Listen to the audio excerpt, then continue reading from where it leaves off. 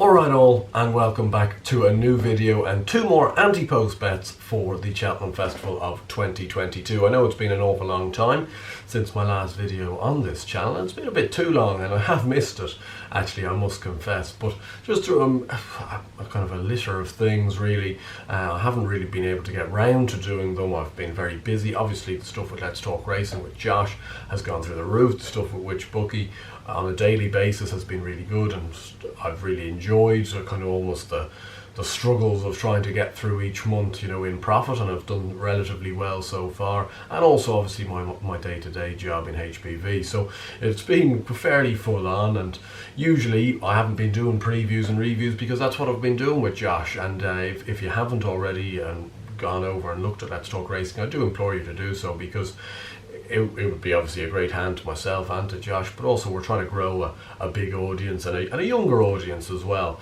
to horse racing. That being said, over the next couple of weeks, especially going into Christmas time, there's going to be a few more videos on this channel, fingers crossed, and starting off with this video of two more Ante-Post bets. So I put up 4 in the first video, I'm going to add 2 more now, and this is just going to be for my individual. I know you'll find on Let's Talk Racing or potentially on Which Bookie I'll have put up other Ante-Post bets, but these are the ones for the old school people that watched the videos the last couple of years and know that I put together a list throughout the year. This is the list. So the first 4 were, I'd say, a month and a half ago, and now 2 more into the list.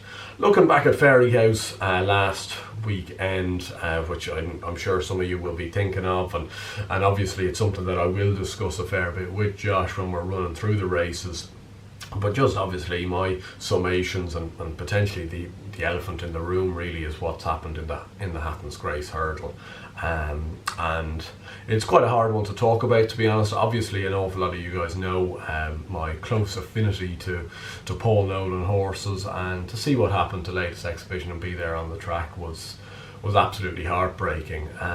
It was a hard feeling because everyone was obviously cheering on Honeysuckle, and rightly so, and just to see what was happening at the end of the home straight, and I think a lot of people missed it at the time, but I certainly didn't. My eyes were glued on him all the way, and he was actually making a bit of eye-catching progress, I thought. But to see what happened and to see the upset, it gave me, like, obviously, because I'm such a big fan of the horse, but like, I know, make no bones about it, I've got no personal attachment to the horse, so I can't even imagine what the feeling is within the yard, you know, for Paul, for James, Barry, Ciara, the travelling head lass that always looked after latest exhibition, all the owners that all pitched together. Like, it was an absolute desperate situation, and I know I don't want to harp on, you know, sad times and stuff like that, because these things do happen, but I just think in this case it does need to be said. It needs to be said, especially from myself, given how much, you know, I talk about the stable, and the reason I do, and I know some people might think, you know, well, why on earth are you so obsessed? But in terms of the overall game of horse racing, the sport of horse racing, I'm an outsider. I haven't grown up in the game, I've no skin in the game, and as a result it is quite hard to get into the inner circles. What this yard has done for me, and the people involved in the yard, from Davey to Paul to James and stuff like that, has been just absolutely brilliant, and something that I can't ever, you know, really, you know, tell them enough for how thankful I was. They've been so open-armed. They let myself and my dad come down to the yard last April to see all the horses and take our photos and give everyone a pat, and those sort of things are memories that just don't go away from me anytime soon. And I can personally attribute that when we were down there, just how much everyone loved latest exhibition, how much he was the star, and it's obviously extremely difficult to see what's happened, and I can only send down my condolences to all of those aforementioned people and everyone else involved in the yard, because it was obviously an extremely tough one and a sour note really on the day of horse racing. That being said, looking at the other races on the card, obviously Honeysuckle was superb. Will she win a champion hurdle again? I don't see any reason why she won't. She was just as good as ever. Ronald Pump ran very well in behind. I thought might be a horse for the stairs. Thought Phil Dore was actually a lot better than people thought he was. The ground wouldn't have suited. I don't think Gordon's horses were happy on that ground whatsoever all day, and Phil Dore was one of them. He won despite of it rather than loving it. Thought the Royal Bond was a messy race, wasn't a race I'd be taking forward personally. I know a lot of people have already said it, but probably the best horse in the race is the third, Mighty Potter. But that being said, he was badly outpaced turning in, and I just don't know, I'd be willing to take him on. I thought the race was made for my mate Mozzie, and he hasn't gone and won his grade 1, and I'm a big fan of him, but I thought that was his golden opportunity. And to be honest, I think the mare Statuaire that's ended up winning for Willie Mullins, I would hazard a guess that Willie Mullins has 4 or 5 other mares, novice hurdlers, that are better than her. I think the mare that ran on Saturday, Grandgy's a better mare than Statuaire. I think Brandy Love is. I think that there's a couple other, Belle Mattel might be as well. Like, these are, I don't think Statuaire was anywhere on the pecking order going into this weekend. So it'll be interesting to see how that figures itself out. And I thought the Drinmore was also a fairly uninspiring race from a Cheltenham perspective. Beacon Edge has got his day in the sun, deserved a day in the sun, but I don't think he'll be winning anything at Cheltenham. The one horse that I would just keep in mind, and it's a horse I do like, is this Grand Paradis. He didn't jump a twig, and yet before being brought to a near-on standstill at 3 out, he was still in with a half squeak, which I think just goes to show how much ability he has, but he obviously hasn't put it all together just yet. So he does he'll be back in a beginner's chase, one would assume, next time out, and potentially trying to boost that confidence, because he seems to have lost a little bit of confidence having fallen on his first start over fences up in Down Royal. That moves on to the 2 bets, and I'm going to be following a form line here, and one of the bets was actually one that I've requested myself in the Any Race market on SkyBet, because he wasn't listed. And he was a horse that won on Saturday at Fairyhouse. He's had decent form this year, and as I say, I'm going to back him in the Any Race market. And it is Gordon Elliott's Gringo Dobrel. I heard Mark Mackay, who I'm a big fan of his videos and his Cheltenham chat, I heard him give this horse a positive mention, and I was thinking the exact same thing.